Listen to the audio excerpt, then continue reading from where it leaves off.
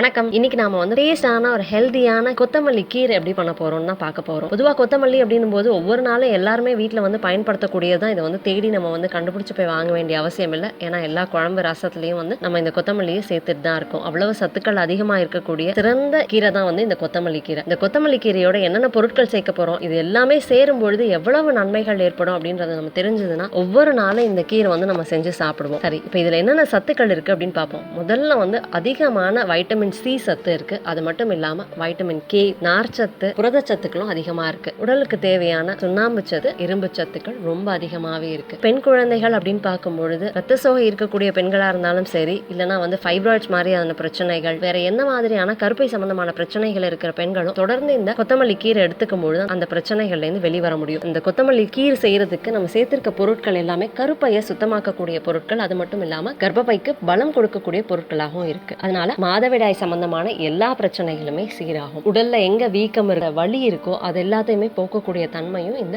கொத்தமல்லிக்கு இருக்கு. மூட்டு சம்பந்தமான பிரச்சனைகள், ஆர்த்ரைட்டிஸ் இருக்கிறவங்க இந்த கொத்தமல்லி கீரை தொடர்ந்து எடுத்துக்கும் பொழுது அந்த வலிகளும் குறையும், அந்த நோயினுடைய தாக்கமும் குறையும். அதே மாதிரி உடல் பருமனா இருக்கிறவங்க, இருதயம் சம்பந்தமான பிரச்சனைகள் இருக்கிறவங்க இந்த கொத்தமல்லி கீரை தொடர்ந்து எடுத்துக்கும் பொழுது இந்த பிரச்சனைகள்ல இருந்து வெளிவர முடியும். தாய்ப்பால் கொடுக்கிற தாய்மார்களுக்கு பால் அதிகரிக்கணும் அப்படின்னா வந்து இந்த கொத்தமல்லி கீரை தொடர்ந்து எடுத்துக்கும். வயிறு சம்பந்தமான பிரச்சனைகள், சில பேருக்கு பார்த்தோம்னா வயிறுல புண்ணு, குடல்ல புண்ணு, அதே மாதிரி வாய் புண்ணு தொடர்ந்து வரும், வயிறு எரிச்சல், அல்சர் மாதிரியான பிரச்சனைகள் இருக்கிறவங்க கிட்டத்தட்ட ஒரு 4 நாள் எடுத்துக்கிட்டாலே இந்த பிரச்சனையில இருந்து வெளியில வர முடியும். அதுக்கப்புறமா வந்து நம்ம தொடர்ந்து இந்த கீரை எடுத்துக்கும் பொழுது பல வகையான நன்மைகள் கிடைக்கும். குறிப்பா சொல்லணும்னா கல்லீரல் பாதிக்கப்பட்டிருந்தவங்க இந்த கொத்தமல்லி கீரை எடுத்துக்கும் பொழுது கல்லீரல் பாதிப்புல இருந்து வெளியில வர முடியும். அது எல்லாமே சரியாகும். மலச்சிக்கலை போக்கக்கூடிய தன்மை இந்த கொத்தமல்லி கீரைக்கு இருக்கு. இன்னும் குறிப்பா சொல்லணும் அப்படின்னா புற்றுநோய் வராத அளவுக்கு நம்ம உடலை வந்து பாதுகாக்கக்கூடிய தன்மையும், வந்த புற்றுநோயை போக்கக்கூடிய தன்மையும் நம்மளுடைய கொத்தமல்லிக்கு இருக்கு. அது மட்டும் இல்லாம இந்த கொத்தமல்லி கீரை தொடர்ந்து சாப்பிடும் பொழுது பல வகையான நன்மைகள், புற்றுநோயை விரட்டக்கூடிய தன்மைகளும் கிடைக்கும். சரி, இப்போ இந்த கொத்தமல்லி கீரை எப்படி பண்ணலாம் அப்படின்னு தெரிஞ்சுக்கிறதுக்கு இந்த வீடியோ ஃபுல்லா பாருங்க. அதுக்கு முன்னாடி நம்ம சேனலுக்கு இன்னும் சப்ஸ்கிரைப் பண்ணலாம், சப்ஸ்கிரைப் பண்ணிக்கோங்க. பக்கத்துல இருக்கக்கூடிய அந்த நோட்டிஃபிகேஷன் பெல் பட்டனையும் கிளிக் பண்ணிக்கோங்க. நான் இதுல வந்து எடுத்துக்க போறது அப்படின்னு பார்த்தோம்னா நாட்டு கொத்தமல்லி தான்.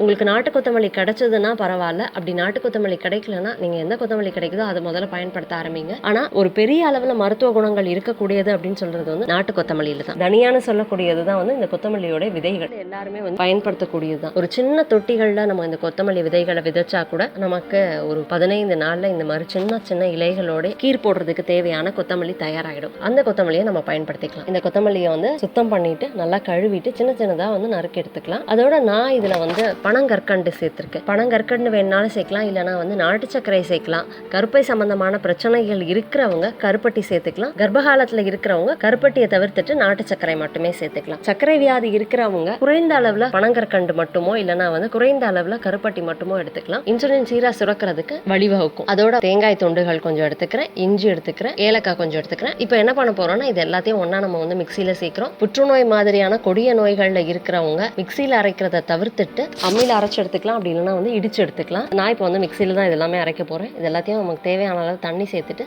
நம்ம வந்து அரைச்சு எடுத்துக்கிறோம். இப்போ அரைச்சு எடுத்துக்கிட்டதுக்கு அப்புறமா நம்ம வந்து வடிகட்டிக்கலாம். இப்போ நம்ம வடிகட்டி எடுத்துக்கிட்டோம்னா நமக்கு ஒரு ஹெல்தியான டேஸ்டியான கொத்தமல்லி கீர் தயாராகிடுச்சு. இதில் தேங்காய் சேர்த்துருக்கிறதுனால பல வகையான நன்மைகள் இருக்குது. அது மட்டும் இல்லாமல் வயிறு சம்பந்தமான பிரச்சனைகள், வாய் புண்ணு, அல்சர் இருக்கிறவங்க தொடர்ந்து எடுத்துக்கும் பொழுது ரொம்ப சீக்கிரமாகவே இந்த பிரச்சனைகள்லேருந்து வெளியில் வரதை பார்க்க முடியும். ஸோ ஒரு ஈஸியான ஹெல்தியான கொத்தமல்லி கீரை எப்படி பண்ணணும்னு பார்த்தீங்க, ட்ரை பண்ணி பாருங்க. வாரத்துக்கு ஒரு 3 தடவையாவது இந்த கீரை தொடர்ந்து எடுத்துக்கும் பொழுது பலவிதமான நன்மைகள் ஏற்படும். இந்த வீடியோ பயனுள்ளதாக இருந்ததுன்னா லைக் பண்ணுங்க, மற்றவங்களுக்கு ஷேர் பண்ணுங்க. நம்ம சேனலுக்கு இன்னும் சப்ஸ்கிரைப் பண்ணலாம், சப்ஸ்கிரைப் பண்ணிக்கோங்க. பக்கத்தில் இருக்கக்கூடிய அந்த நோட்டிஃபிகேஷன் பெல் பட்டனையும் கிளிக் பண்ணிக்கோங்க. தேங்க்யூ.